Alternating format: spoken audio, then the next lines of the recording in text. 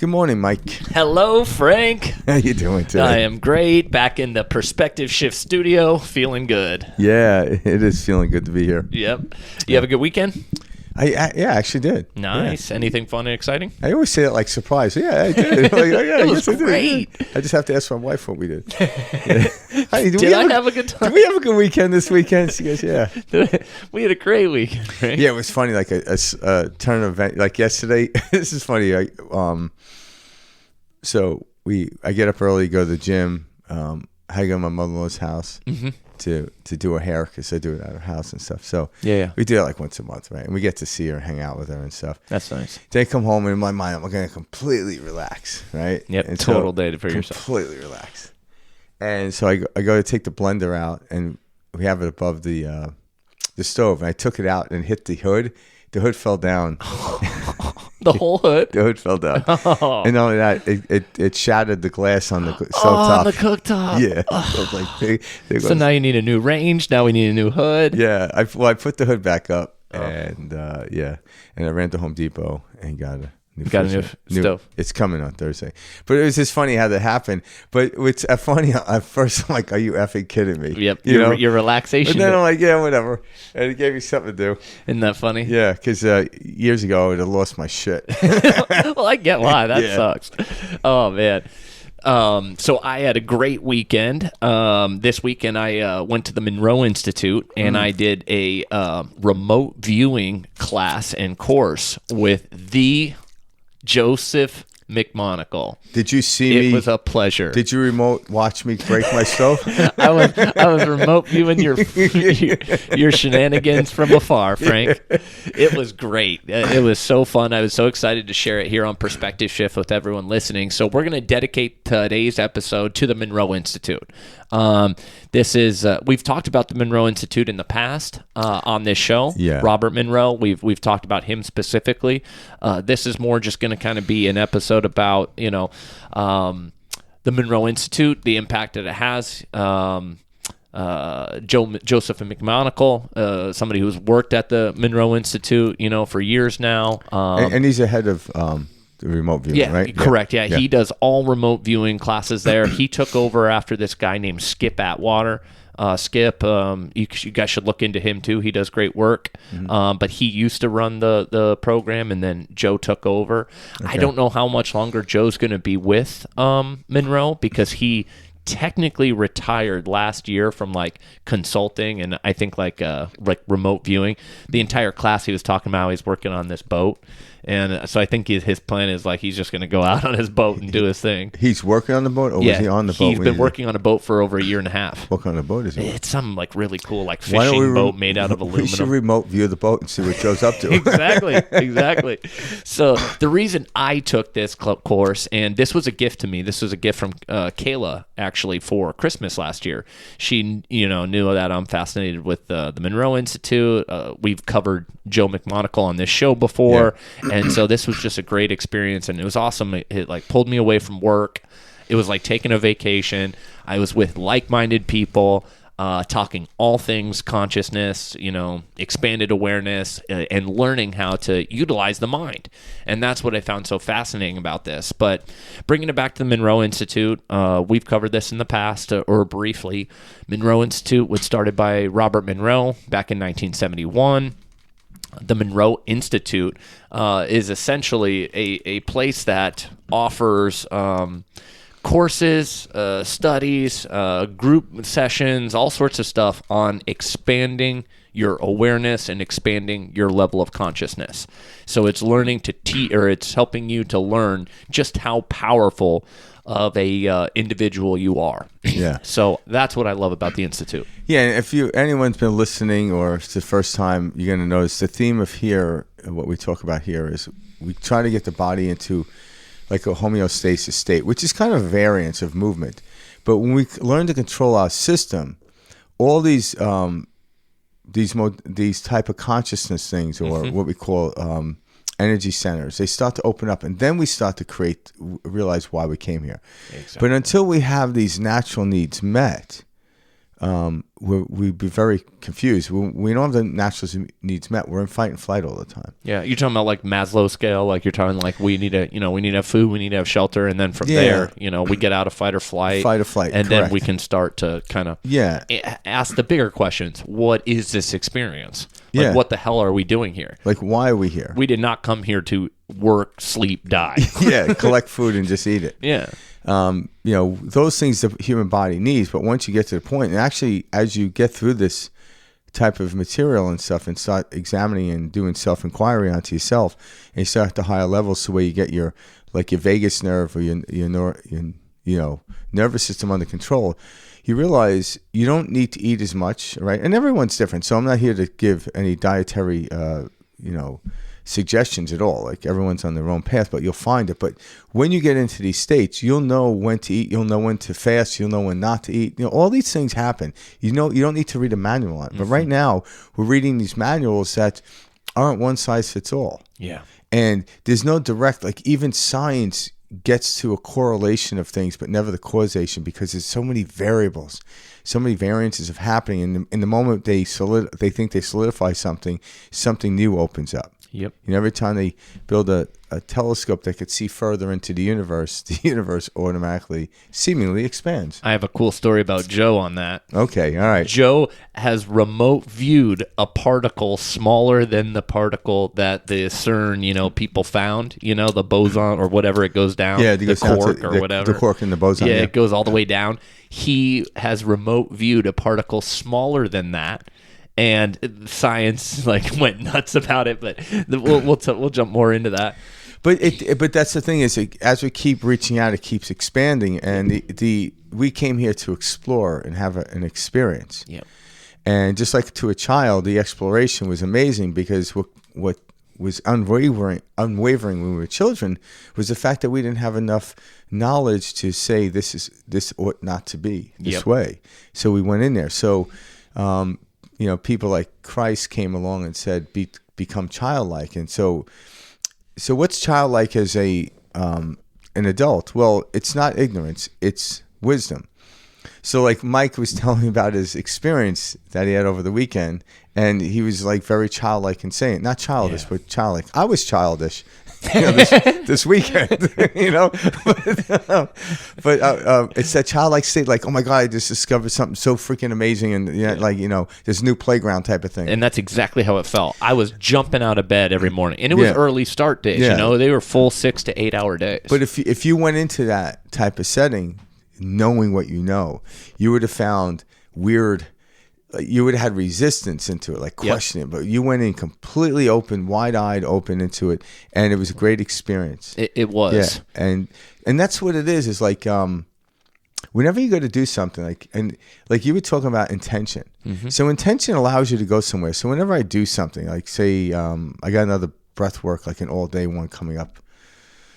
I don't know, a week from now or something, right? Something like that. Soon. Yeah, it's on a Sunday, so it starts at like 11 in the morning and goes to about 7 o'clock at night. There's a little break in between, and so people are like, what are you trying to get out of it? I'm like, nothing. It's just an experience. So even there, when you go there, they tell you set an intention, but when you set the intention, at some point you got to let go of it, because the intention will keep you focused in the present moment, but then you have to let go of it, because we don't know where it's going to take us. We want to explore this universe in the reason we came here. And I do want to say something. That's some of the best advice Frank gave me years ago. This Frank here. This guy right here, my co-host. No, but truly, that's some of the best advice you ever gave me. And to this day, when I go pretty much do anything, I don't have any expectation other than it being a success. Like the feeling, like growing. Yeah, just a feeling. I don't try to make something. Like a lot of people will try to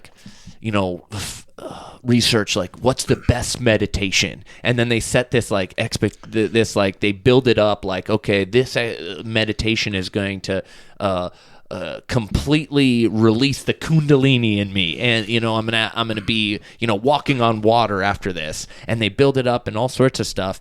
And what that is it's the conscious mind coming in, the ego mind saying, I know better, this is how it needs to be in order to have the best experience. And what that actually does is limit us. So some of the best advice Frank gave me years ago, which was go into everything without any sort of expectation. Yeah, because think about this. Like, you've never done remote view in class. Never. Well, So I took a course with Kayla 2 years ago in Tempe. I remember that. So even better for my example. Yeah. So say you went in and you did that course in Tempe. Yeah, I with remember Kayla. that. And then you had this amazing experience, say. Which we did. The guy was great. Now you compared that experience to Joe, it would have messed you up. Oh, totally. Because now this is where with Joe it just takes you in a different direction or whatever. I'm not to say one's better than the other, but when we were kids, we didn't have enough ability to hold on to any, like, when I go to this playground, it's got to be this way. Mm-hmm. And if the swings are facing a different direction, I'm like, this is not the right playground. We didn't do that. That's why we enjoyed it. So what tends to happen now is when you go into something brand new, why do you have an expectation it's supposed to be this way? Mm-hmm. It's only by past experiences you're trying to shove into the future or the present moment. Correct. Is what messes things up. And then it hits your nervous system. Your nervous system starts to shut down. And all of a sudden you think it was the outside world. I'm like, no. Yeah. It was, you defined this thing that you've never done before, mm-hmm. As it has to be this way. Well, I'm saying to myself, well, if it has to be this way, you've already done it. So why do you need another one of these things? Yep. And we learned about that, exactly what you just described, word for word, in our sessions. Because I remote viewed. Because you were tapping into the field. So what they were explaining to us is we have this thing called analytical overlay, is what they call it, at least. So when I was taking this course at Monroe Institute, we were taught the military, like the Army protocol of remote viewing, because John McMonagle or Joe McMonagle was 001, remote viewer 001, the first recognized remote viewer, part of Project Stargate, with the U.S. Army. Okay. And so they had 6 people that they started with, and they began to train and, teach them how to remote view. Right. And so they talk about like this, protocol and everything like that. And one of the words that they talk about is analytical overlay. And what that means is your conscious mind is coming in and saying, oh, I know what this is. And it classifies it, or it, compares it, or it judges it, or it, lumps it into something. And he was saying, we need to get out of the thinking mind, out of the conscious mind, direct and task the subconscious mind. And any results or anything that comes in where the mind says, this is what that is, you have to let go of it. Yeah. And that's exactly what Frank's talking about here, and it's funny because I brought this up in our course with Joe, and Joe was like, that's exactly right. I said, our entire experience, our entire life, we're doing this analytical overlay. We're saying, this is how this is how this will happen if I do this. And we are prejudging, categorizing, labeling, classifying, and putting ourselves into this little tiny box. Yeah. And the more we step away from that, the greater the experiences, the spontaneity, the surprises, the miracles, those are what come. It's the spontaneity, because if we live in a world, like a 50-50 world, like they statistically say if you take a quarter and flip it 100 times, it's going to be on heads 50 times, tails 50 times. Maybe not in all, but throughout the 100 times, it'll happen that way. So what we tend to do is, if I want my life to at least be 50% good, I'm going to narrow my experiences to experiences I've already had. But what happens is, then we learn about the law of a diminishing value or diminishing return. And what happens is, the seventh, the fifth, all these times you go to do the same experience, it starts to narrow down. Mm-hmm. And all of a sudden you're not getting as much return. But yet you get so used to it, you can count on it showing up. So you get into a job and you work 30 years in it, and it's like, now at the point, I can't wait to retire.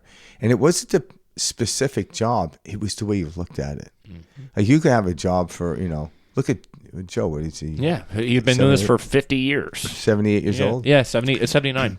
79. Yep. And he's still excited about it. Yeah. Everyone's trying to retire by the age of 60, and here he's still going about it. Yeah.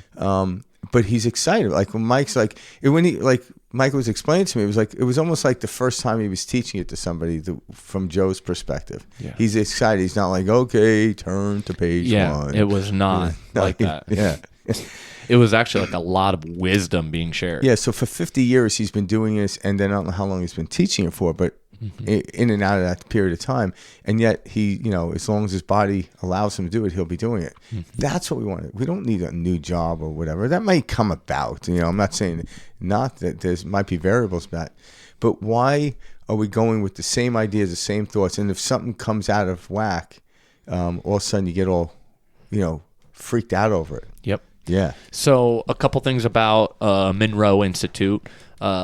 Biggest things that they were known for, it was teaching people how to expand beyond this experience. And what they utilized they were one of the first people to use binaural beats and different frequencies that were played through headphones. And the point of this was to change your brainwave state. You've heard Frank and I talk about this for years. Get out of this high beta, which is what Frank and I are in right now in conversation. High beta. We're probably more in a low beta. Oh, well, yeah, I see what you're saying. Because if the house on fire, would be high beta. Good point. So we're in this low beta, which is communicating, etc., thinking mind, and then from there you can get into these alpha and theta states. The theta state, meditation. You're tapping into that 0 point, right? And so these classes were designed, and these audio tapes were designed by the Monroe Institute to help us get into what I like to call our most natural state, but out of the thinking mind and into the subconscious, where you can essentially begin to explore, task the subconscious mind, all sorts of different cool stuff. So that's like the basis of it, and I would suggest that you look into like what they call like the gateway tapes. That's kind of like one of the basis, or kind of a foundation for the Monroe Institute. So look into gateway. There's all sorts of different stuff, but Monroe Institute is a staple in this field. So if you have not heard of this, or you've briefly looked into it, I would encourage everyone to look into this, because anyone can find value and learn something about themselves, consciousness, their higher self, and what this experience that we call reality is all about. Yeah, and I've every once in a while I'll see like a YouTube video of like a Monroe Institute meditation. Someone pops it up on there, so you can get it like an example for free.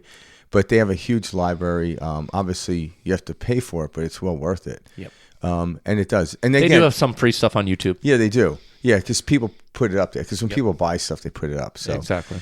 But yeah, so get a little taste of it. So this is again another modality into learning about this physical body and what we call the psychic abilities that we have. So one of the psychic abilities Mike was learning about was remote viewing. Correct. All right. And so, but if you look at like the whole overarching aspect of life right now, what is remote viewing? And like, well, that's what a drone, a drone does. Right? You could be sitting in a room in a monitor, and the drone could be over another part of the world. You can watch it. So that's what remote viewing is doing. So in order for someone to come up with an idea of a camera in a location other than the location where you are with a monitor, it came from people that are already understanding remote viewing. So prior to like surveillance cameras, where everyone that heard someone talking about, we got to stop these surveillance cameras. I'm like, well, remote viewing, you can't stop that. Nope. All right. And the U.S. government knows it. Yeah, they're a little scared of it, because if you're not doing something proper, I can remote view it if I have Correct. it. Yeah, whatever. But and there's a lot of but it won't things that we're told that aren't the way they remote aren't the viewing. truth. Yeah, remote viewing won't stand in a court of law because it would be very difficult to prove, but a video camera can. But if you understand technology and the way it's advancing right now, that's exactly it's duplicating the human body and the human experience as it starts to open up to these other type forms of psychic abilities we have. So one day we won't need the cell phone, the computer, the camera. We'll be able to do that. But in the meantime, it's literally like a mirror where we are. And so some people lost it and think we need this thing. Like, no, we really don't. But it shows us how it works. So right now, if I was hiking a mountain somewhere and I FaceTime Mike, he can see it. That's a remote viewing. Like, people are remote working. But if you could do it like without the technology, tap in, it can go so far. Because the thing about the camera, I have to put it in a specific place, and then it's stuck there. Where remote viewing, it goes beyond the Earth into the universe and other places. How did he find? Because think about this. That's exactly He it. found a particle smaller than the boson. And no one knew about that. So where do you put a camera for that? Well, that's the thing. We'd have to build gonna something walk stronger. in front of it. Yeah. Well, they didn't even know it existed for him to see it. Like the story I love about Joe McMonagle is the story of the Red October. Oh yeah. Who was The movie. the movie, but it was based on the submarine. Yep.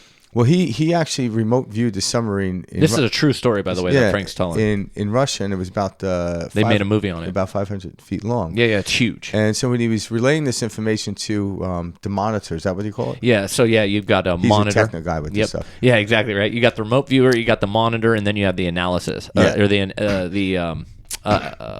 analyzer. The person who analyzes it. So when the monitor tasks or the remote viewer, they're in it together, and they kind of help pull information out, and then they pass it to the analyst. Yeah. So when he had seen this, the information they had prior, so that's impossible, and they looked for it. Because I think the biggest submarine they've known to date from that moment on was about 300 feet. So this was almost double the size. Mm-hmm. But what it was is they were hiding behind this aircraft carrier. Correct. So it came out to be true. So he'd seen this. So he didn't even know it existed. Yep. He told us this story in detail. He shared, we remote viewed this ship, that the Russians had. We brought it to the captains, the admirals, et cetera, and said, this is what they have. And they said, this is fantasy. There's no way this could be built. It's too massive. No one does that. They can't hide it. Yeah. This is just false information. They called it fantasy. And this pissed Joe McMonagle off. Yeah. He said, fantasy? I'm telling you the size, the shape. I'm telling you what it's carrying, like how many bay doors are on this. This is what I'm seeing. So Joe said, I'm going to do one better. And Joe tapped into the field and said, not only is this the ship that they have, that you're going to see it in their dock, or we're going to know about this in 115 days. And what happened? 113 days later, 2 days earlier than what he had said, they found the ship. Yep. And then they started listening to him. Yep. I know, right? Yeah. And they were blown away. They were like, holy shit, this, fantasy is far from it. Yeah, we live in a very mysterious world. Yep. And once we get out of our head, we'll actually start to experience this mysterious world. Like, it's amazing. Mm-hmm. Like, I talk to a lot of people all day long, and a lot of people get caught up in this weird politics stuff. And I'm like, you realize that's just a mere distraction for you to get into these psychic abilities? Correct. I'm like, because if you did, you can override that. You can actually change the world which you live in, right? So like even a guy like Joe McMonagle, when he actually discovered this remote viewing, he stopped a lot of wars and danger from actually happening. Like he stopped it, no side could take they found terrorists. They found all. They helped all agencies, and FBI, CIA. It probably everyone. even kept the terrorists alive because they stopped them in their movement. Yep. So you think about as we go in, I put it upon myself. It's my duty to get to a highest level, and I don't know what's going to come of it. But all of a sudden, it helps the world in ways that we can't even imagine. But me complaining, I know. I know how that works because I have a wife. It doesn't work so well for me. So, but when I get into these other states, it's like it's amazing. You see how everything operates around you. It's mysterious. It doesn't mean what we deem to think things happening, say bad. Everything. Like we don't have too much control over everything happening because there's so many sentient beings on this planet putting energy and moving these molecules and electromagnetic fields, pulses out there. But what we can do is we can rise above it to where we can actually, like when there's so many cars on the road from in a helicopter, it doesn't really bother me. So and then we get there, we could show people, hey, there's a lot more space up here than there is on the surface. I was trying to think of a way to kind of like describe it to people. Like I was trying to think of an analogy. Here's like somewhat I can explain it. So like, let's say you don't play the piano. Okay. For those listening, if you do play, pretend you don't. Okay. So, if somebody came up to you, and told you, it's impossible to play the piano, and you've never played the piano before, etc., you might think, if for me or my family, that's impossible, right? Without taking any steps. Now, on the flip side, the piano, in order to play the piano, you have to practice it. Not many people just sit down and immediately know how to play the piano. You learn the keys, the notes, the structure, how it works, and then you begin to practice. That's exactly what our quote-unquote psychic phenomena abilities are. Yeah. They're untapped, unused abilities that every single one of us possess, and we just walk around saying, I can't do that, without ever trying, attempting, or practicing. Now, I like the way you said it, because so take someone like Joe McMonagle. Joe McMonagle would have been... He never was a remote viewer. Yeah, but he learned it. He learned it. But there are people that came into this world that actually were remote viewers. Yeah. So just like when Mozart came in by 3 years old, he was familiar with the piano. Edgar Casey would be a good example of somebody. Yeah, to the degree of it. So, but then other people came along and had to learn it, and like the Beethovens of the world, and they came along and. So, yeah, there's going to be those people that are going to start playing, say, the piano, and they're going to be like the Beethovens. Yeah, the naturals. The Chopins. But everyone can play the piano. Correct. You shouldn't line yourself up to try to play it like Chopin, all right, because that would drive you nuts. You may or may not be there. But same thing with this psychic ability. If it's something you want to go into, like remote viewing, there's other ones to go into, to tap into it. By doing this, just heading out just to try it out, you find your what we call a purpose in life through that modality. Yeah. It's kind of like people like, well, where do you want to go? Like, where do you want to travel to? I was just using this analogy. It just came to me earlier today. And it'd be like if I said Mercedes. I'm like, no, I didn't ask you how you want to travel to your destination.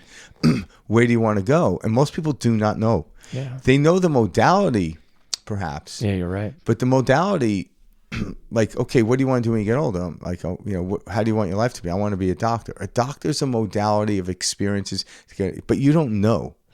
And it's going to head you. So that's a modality. So, yeah, choose the vehicle which you want to drive. But now where do you want to go? Most people don't know, so they park that thing. Yeah. They don't go outside the neighborhood. Yep. So, but we're also we're not taught that there's areas outside of that neighborhood. Exactly. So you don't know to even make the left. You're just like, okay, that's a dead end. Which reminds me, last night, Kayla and I were watching the movie Pleasantville. Have you seen that in a while? Yeah, not in a while. I remember watching I haven't seen that in like 15 years. I didn't realize how much how many consciousness types of concepts were in that. Yeah. And it was beautiful because they were like, she raises her hand in this class and she says, "What's outside of Pleasantville?" And everyone turns around and looks at her like, what? Like, what did you just ask? Like, that doesn't even exist. Yeah. And the teacher looks at her and, what are you talking about? Nothing. Is there a particle smaller than the atom? And that, get out of here. You failed. That's the world we live in. We live in this world where it's like, hey, there's nothing outside of what we have told you you're allowed to believe, And if you start asking those questions, all of a sudden, who is this and what are they thinking? We don't allow any critical thinking here. Yeah, and think about even that's just a history of movies, TV shows and movies and stuff like that, and the themes that came many, many years ago. The themes are like, okay, the family unit and how everything gets along, getting along with your neighbors, who the heroes are, who the villains are. These are standard type of stuff. Now we have Pleasantville, Truman Show. Yep. They start breaking the narrative, and why is this happening? Because that's where humans are. So think about that. People think, oh, it was a movie. I'm like, no. Who wrote the movie? Mm-hmm. So everything is happening now. Some of us are lagging or not lagging, but we're all moving in this field. Every one of us. But there are some people that are different levels of the field, but they're still in the field of what we call humanity. All right?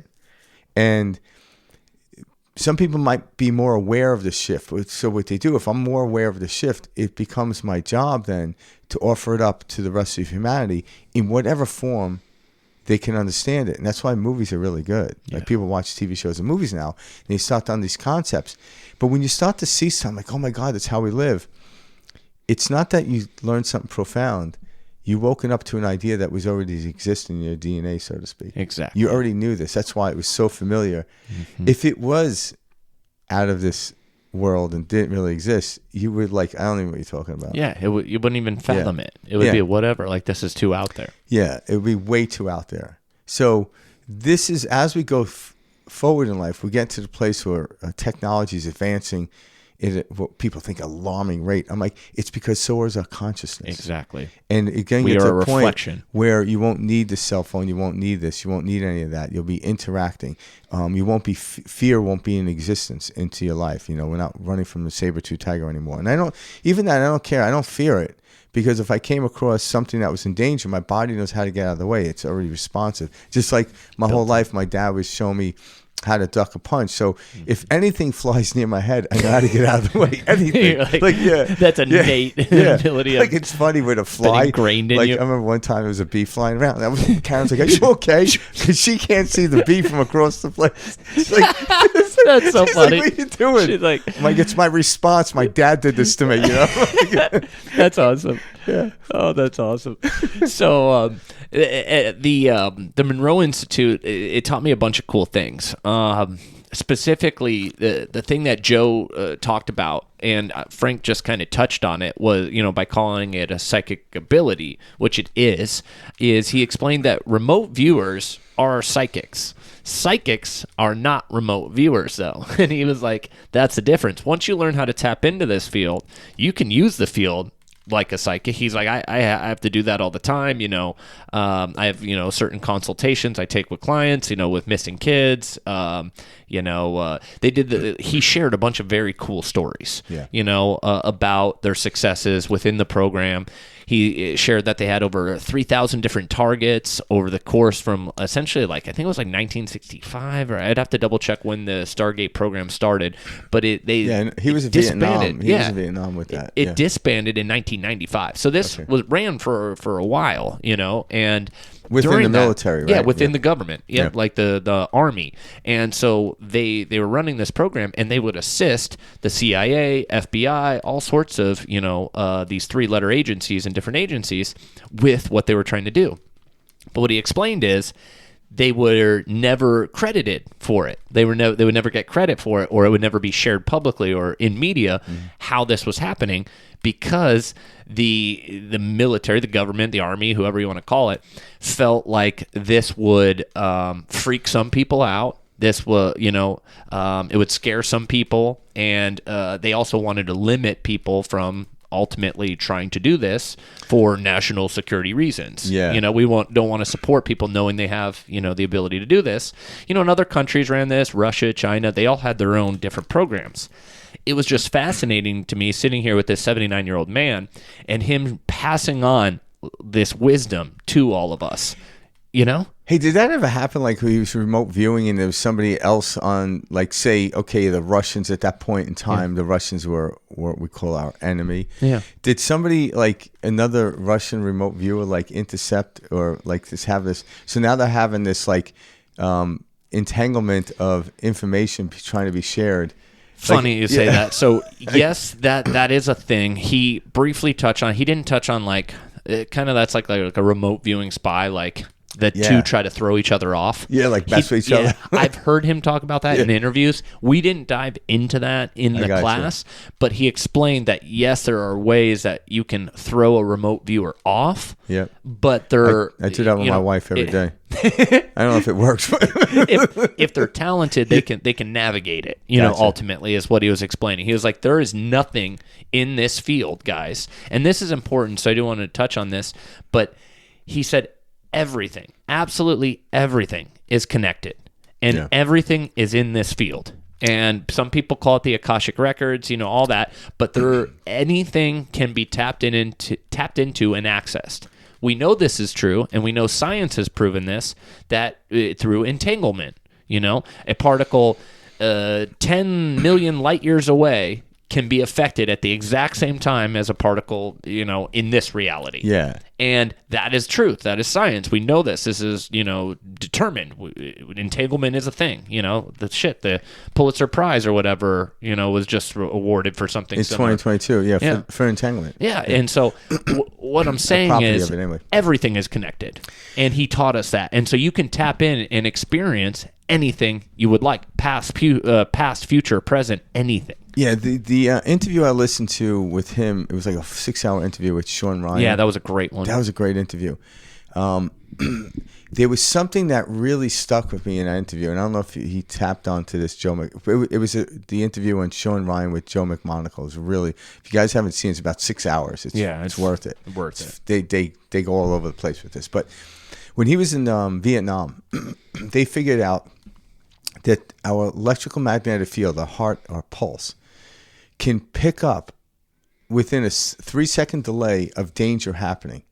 And so what they did is, we're not sensitive enough to pick that up in our own heart rhythm. So what they did is they created this device, pretty simple device, where they hooked up a monitor to the driver of the vehicle, like say it's a Jeep or whatever they're driving, and they're racing through, the jungle of Vietnam, and all of a sudden on the driver's helmet they put these red lights. So when his pulse would change, the red lights would go off, and that was an indication for him to stop. It would give them 3 seconds or 2 seconds. So he would stop, and then it'd be like 2, 3, and a motor would go off. Somehow the physical body knew that there was danger 3 seconds ahead of them. Yep, and he did talk about this. Yeah, I'm like, that blew my flipping mind. Yep, and he went into detail on that. And we all have that. Well, we've tested that on a multitude or a number of different ways. Like, we've tested this in the laboratory where we've had people sit in front of a computer screen, and it'll show them a picture of, a puppy, a family, and then all of a sudden a crazy car accident.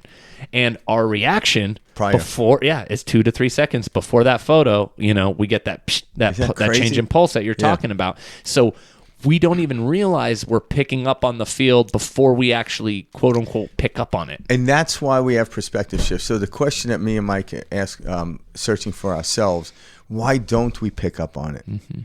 Like, why did we get into that accident? Why did we walk into that dark alley? Yep. All right. So the more sensitive we become at the higher level of getting out of fear, getting into a state of love. And what's the state of love is where all the chakras are moving, all the energy centers of your body moving, the energy's coming out of your heart. And I'm talking about from a physics standpoint, not from this emotional standpoint, from a physics standpoint, which creates the experience is what we label as emotions. I get that. Yeah.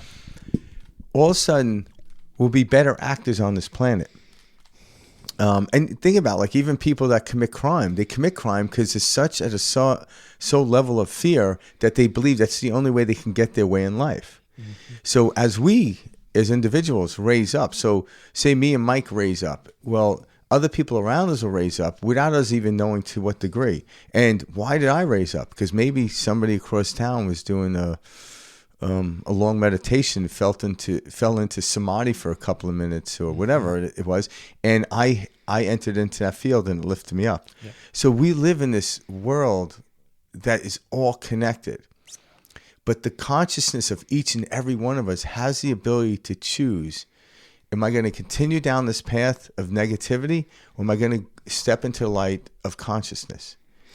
And yeah, that might be a difficult road, but it's so worth it. Well, and one thing I've just personally been experiencing, especially it's currently with the crazy political landscape and everything like that, is I'm really tapped into wow, how everything is connected. And it's crazy watching all the bad behavior that we have normalized, at least in the Western culture. We've truly made it normal to talk poorly about others, or if somebody disagrees with us, everything else or anything they share is incorrect, and I can't find common ground in anything. And we've normalized a lot of really poor behaviors, and from a stance of everything's connected, we can't fix that unless we become aware of that, and together we put our attention and attention, our intention and attention, and expectation on love, peace, happiness, success for everyone, all sorts of things. We're so guarded. We've created this very weird world that we live in, that pins us against each other. And so when you start to do these types of expanding your consciousness activities and modalities and getting to these higher states, you would never treat someone poorly. You would never intentionally hurt someone. You would only, put love into this world because that affects you. Like Joe was telling us, everything works on a loop. And so we're like out there. What you put out is what you get back. Yeah, one of the laws. But that's so this the easiest thing is everyone's waiting for the neighbor to be nice to them, so for them to be nice to them. Like, no, you have to be that because everything outward is a reflection of who you are. So if you get angry at someone, you're angry with yourself. Mm-hmm. And they just pull the mirror up in front of you. So it's an easy out, people. Like if you're waiting for the world to change, like the John Mayer song is, right? Yep. You're gonna wait for the rest of your life. Exactly. But if you become the change, all of a sudden, someone could still do what we call a negative act, but you realize they're just doing it to themselves. And because I'm floating around it, I won't get involved in it. I'm just observing it. And then by staying and holding my value, like if someone fell off a boat and I jumped in after them, there's a good chance we're both going to drown. But if I was on the boat and the other person fell off, I have the beacon. I'm become the beacon. I'm like, hey, look at me. And like I remember when I was a kid, my dad would throw me in the water, and he's like, swim to me. Mm-hmm. So my dad was the safety, and that's how I learned to swim. He didn't show me how to roll my arms over. But if I was still in the middle of the pool, I wouldn't know where to go, and I would have drowned it. Yeah. But he's like, come to me. So he threw me out there, and my natural instinct was to swim to him. And then I realized, oh my God, I can survive this. Mm-hmm. Where do I want to go? What direction do I want to move in? Great example. And that's what we're here to talk about.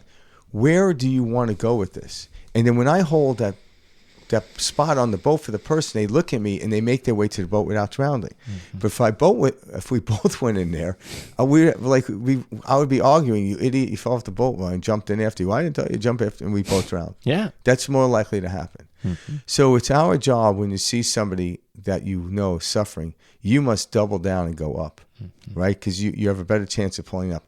If you go down to them and start yelling, then you get mad at them for them pulling you down. But the fact is you chose to go there. Exactly. And stop choosing that. What energy field do you want to go into?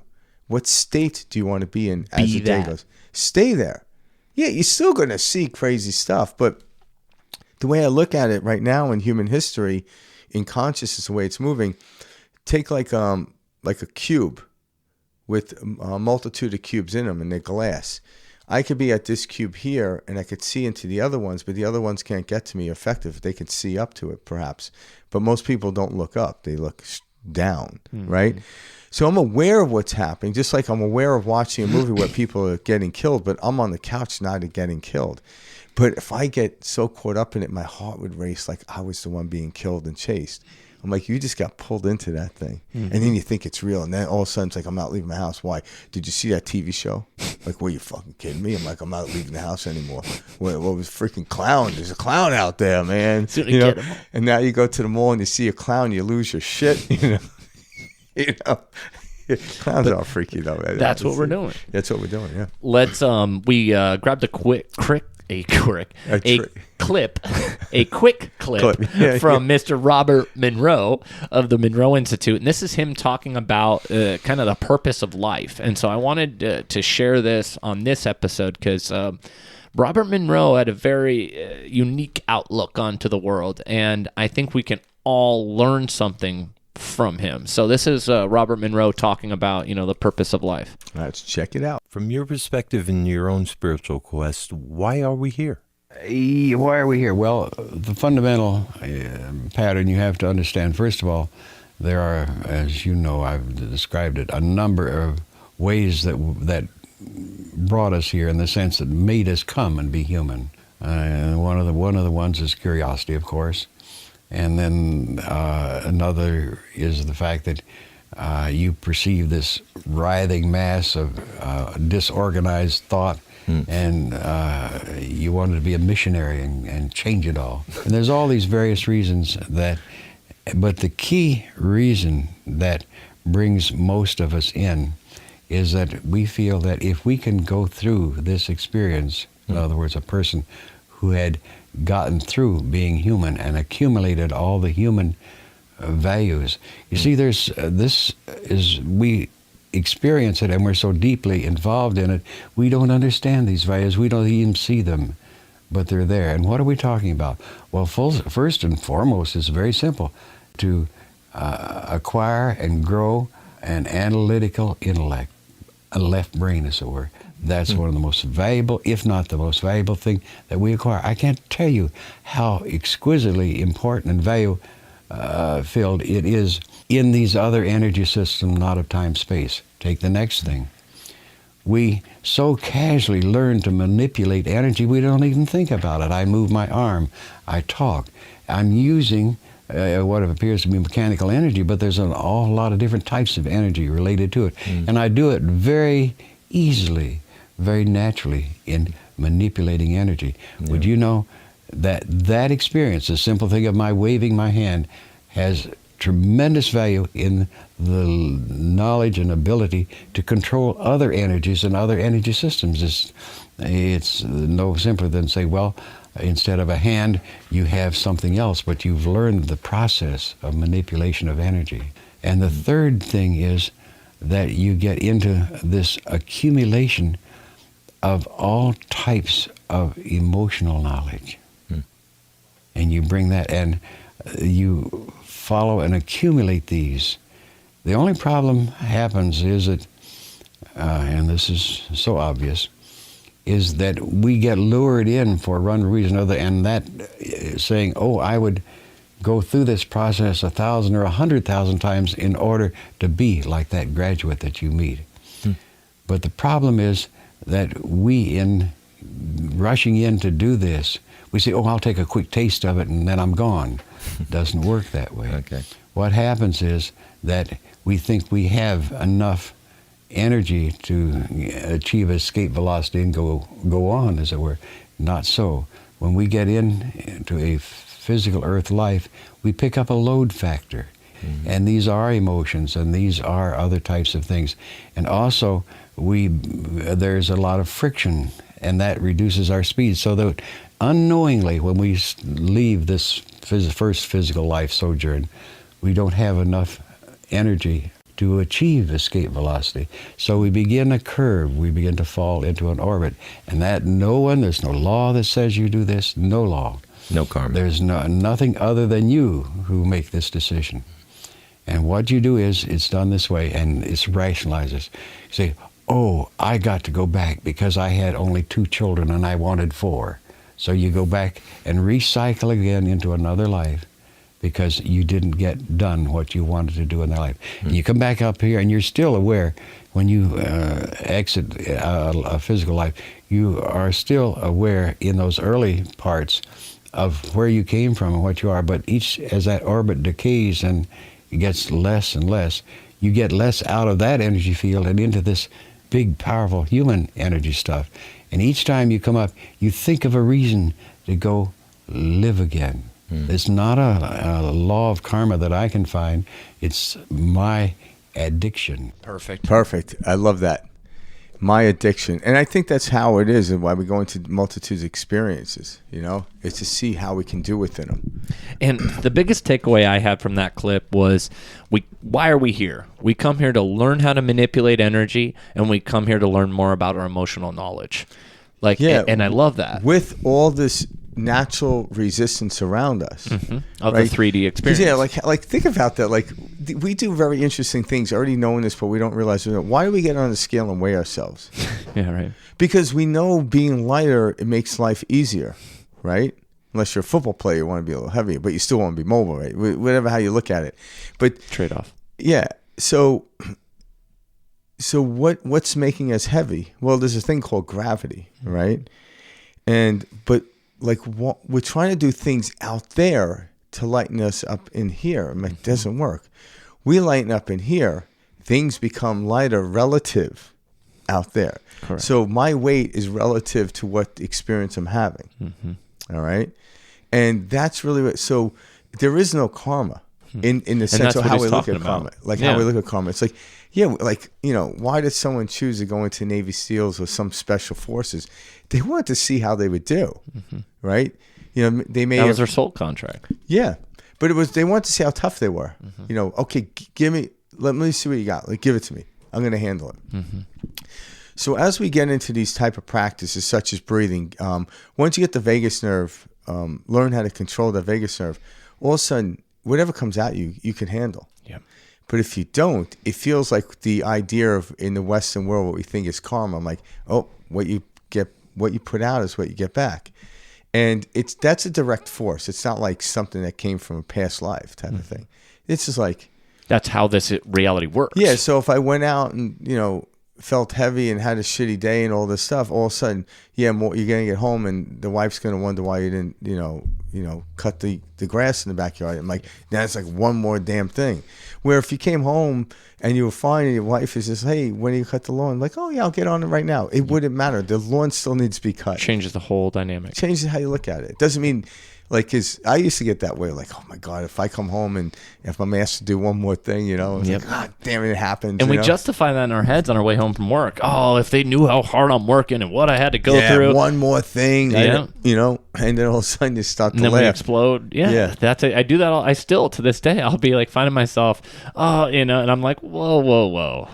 Yeah, because pump the brakes. That happened to me yesterday with the whole the hood, because I'm like, okay, I wanted to get home and relax. Like one day. But why wasn't I was actually relaxed when I was at the gym, but all of a sudden, like, I'm looking for this moment in the day where nothing's pulling at me, and the only thing that was pulling at me was my mind. Yep. It was nothing pulling at me. We're already on a field of gravity. Great There's nothing analogy. extra pulling at me. It's my mind that was pulling at me. And so when the hood fell down and broke the stove, Karen's like, I had planned to make dinner tonight, and like, what am I supposed to do? I'm like, I don't know. No, it's funny. We're getting Chinese food tonight, it's funny. babe. She gave me 3 options yesterday for dinner. One was meatloaf, the other one was meatballs and something, and the other one was sandwiches, his chicken sandwiches. I'm like, all right, so I'm like, let's do the meatballs and the sauce or whatever. And then she's like, what are we going to do? I'm like, well, I guess we're doing the sandwiches. That was decided for us real quick. Sandwiches, It was like, all right. Yeah, like the hood took care of that one. I want to share some cool advice that Joe McMonagle gave to us. This is coming from somebody who's trained with Robert Monroe. So cool little backstory before I jump into that. So Joe McMonagle, the CIA and or the Army and the people he was working with, they needed help to have Joe master his craft, and so the government, the military, the U.S. Army, hired Monroe to help train Joe McMonagle. So that's how the relationship between Joe and Robert Monroe started.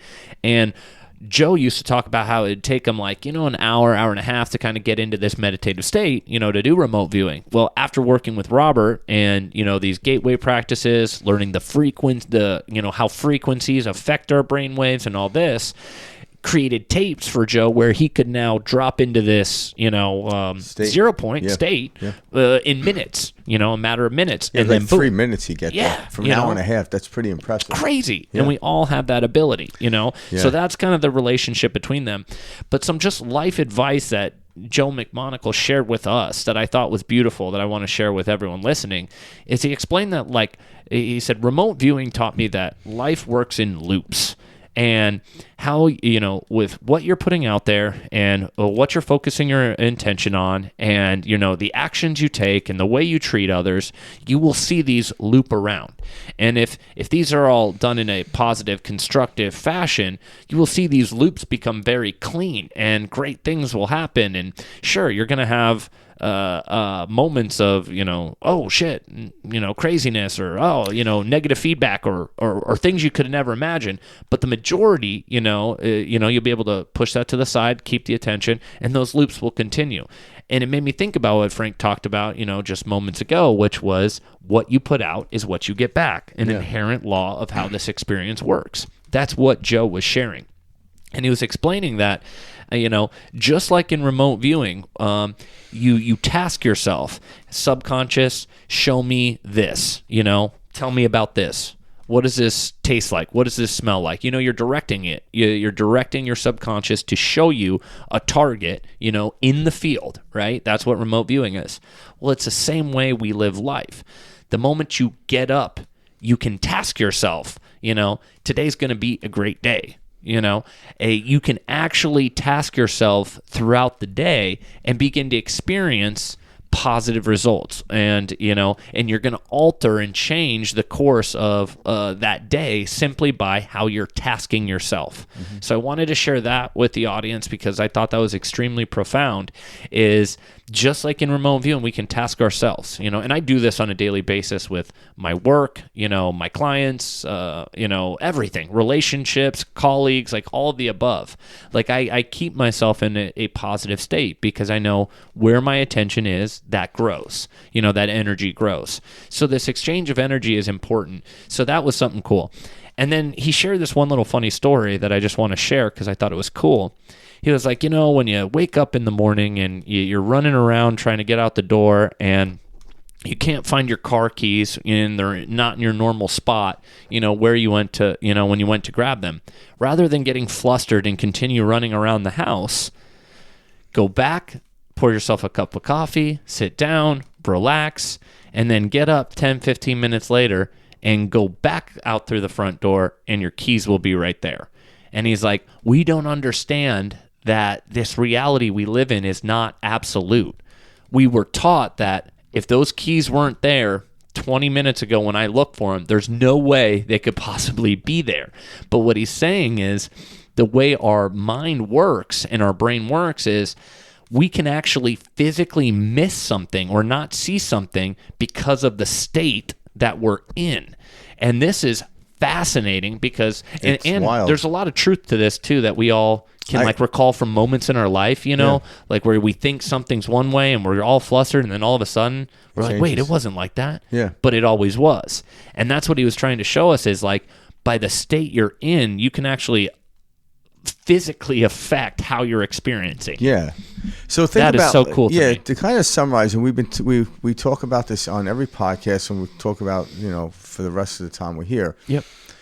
Start looking into information up on what we call your vagus nerve, which is Great advice. It's the nerve that actually calms us down. It puts us into a parasympathetic state, and it's connected to everything in the body, right? Yeah, because it's everywhere. Yeah. So when you start to look at that, what can we do to soothe or activate our vagus nerve?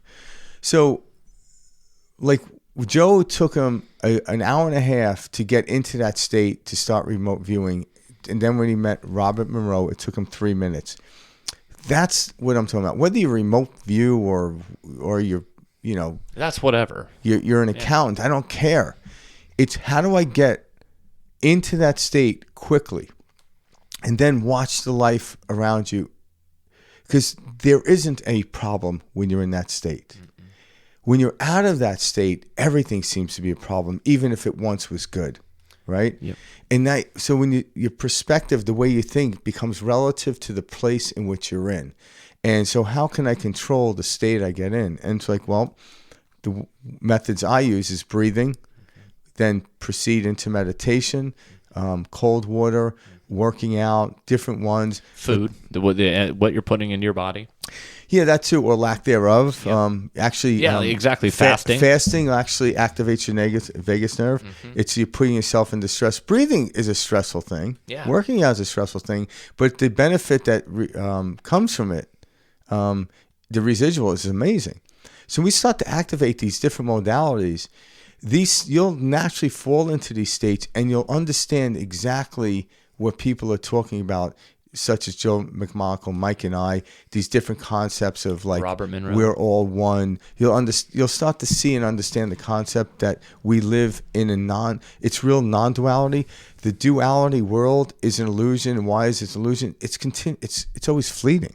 And you will feel this. Yeah. Like you'll feel it in your heart. And it just like it's something like is truth. Yeah. It's like whatever car you drive. Imagine if somebody came up to you and said, "No, you drive this." You would be like, "What the hell are you talking about? I know what I drive." The sun rises in the east. Yeah, exactly. Yeah, exactly. Yeah. I know the sky is blue. It's like somebody trying to tell you the sky is green, and you're saying no. You just completely let it go. You just know certain things, and this is something that once you begin to experience it, you just know, and there's no other way to live. And then, so the getting out of a state of belief and into knowing. There's that I know, and then there's the unknown I head into every day. Mm-hmm. So I know I don't know is where that came from. Yeah.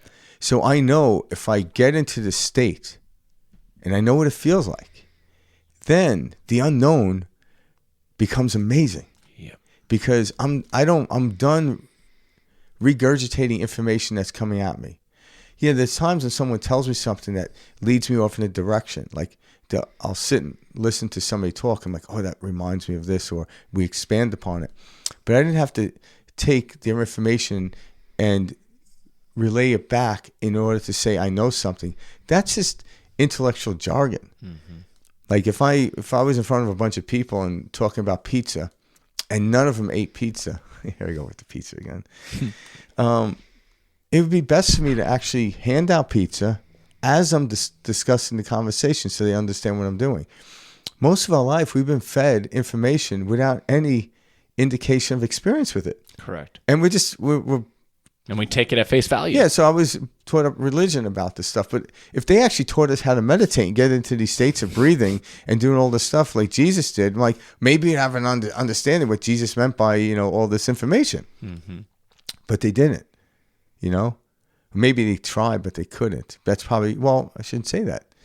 When we say the prayers, like the Our Father, he said it 10 times. It was a mantra. And after a while, you fall into this area. So maybe they were. But they never pointed out. Do you notice how you feel after the 10th, the 20th one? Do you notice that feeling? They never pointed out. Mm-mm. Like, that is what we're searching for. That's what we're talking about. The mantra just led you, after a while, you saying the mantra, and you no longer... you out of the thinking Takes you out of the thinking mind. But we would never... That was never touched. We were never shared that what we were focusing on. Yep. And where we're coming from. But that they is wanted changing. us to memorize the words. The words. I'm like, not the feeling. Yeah, but why? Not the state. Yeah.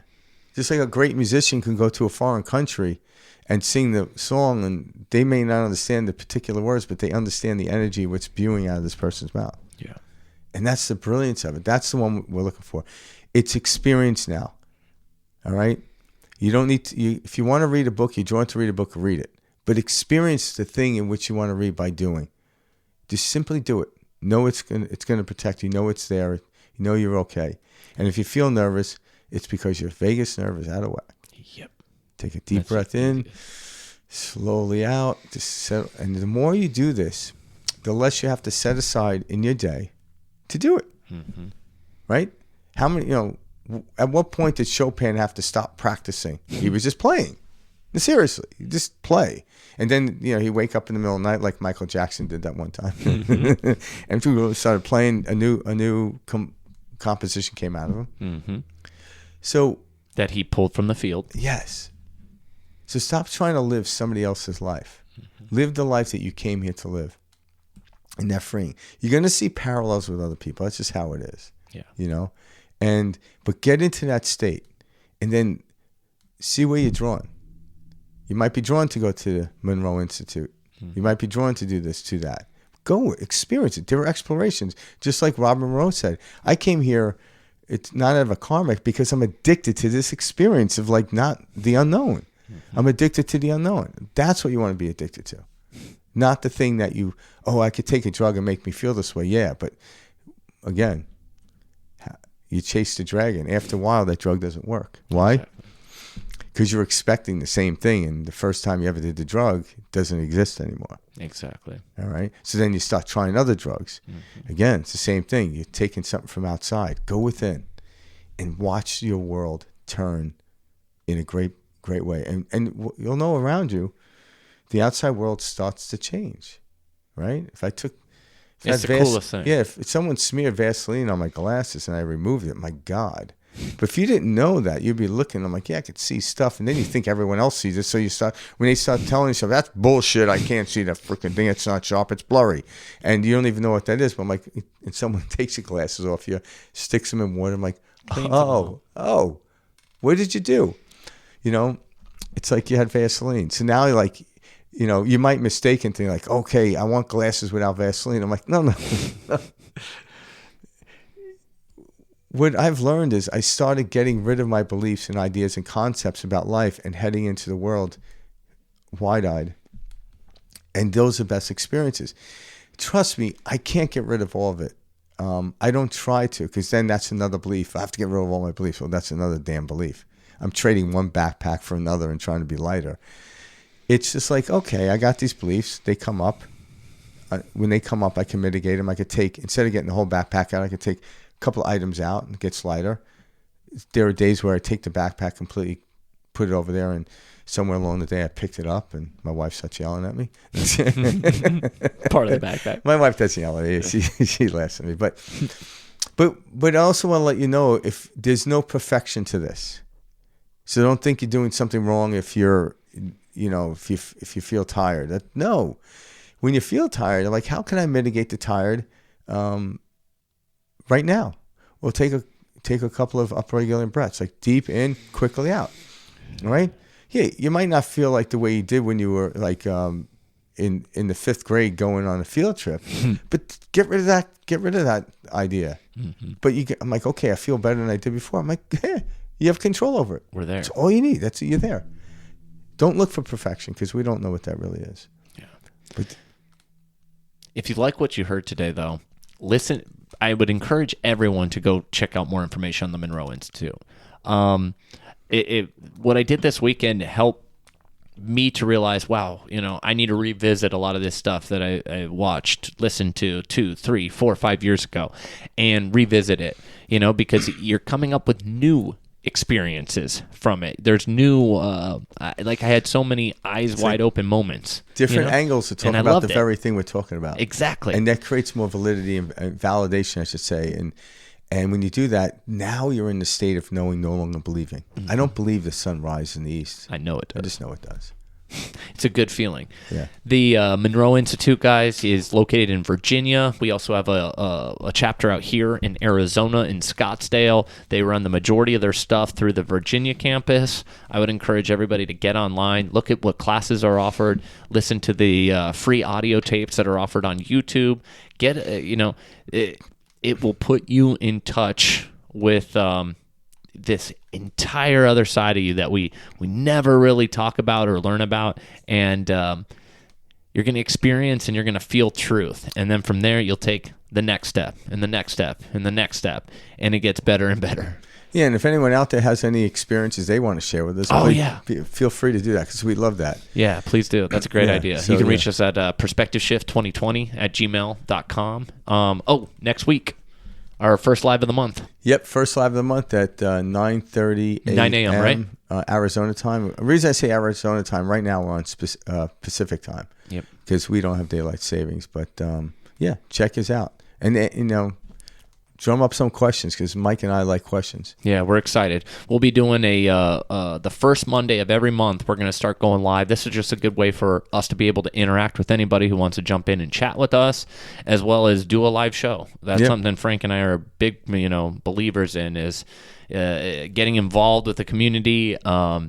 Everything being live and raw, because that's how you're getting a genuine take on these type of concepts, and it gives us a space for us all to, get together and enjoy. Yeah, so anyone that's listening to us on Apple and Spotify, we're live on YouTube. Yep. So I just want to just go to Perspective Shift now on YouTube, and you hit the live version, and even if you miss it, it's recorded and still put up on the live section, right? Yep, and we'll do that each week. So every Monday of that week's video that we'll put out will be our live from that week. Yeah, perfect. All right, guys, we'll see you next week live from the Perspective Shift studio. Much love and peace out. Thanks, guys.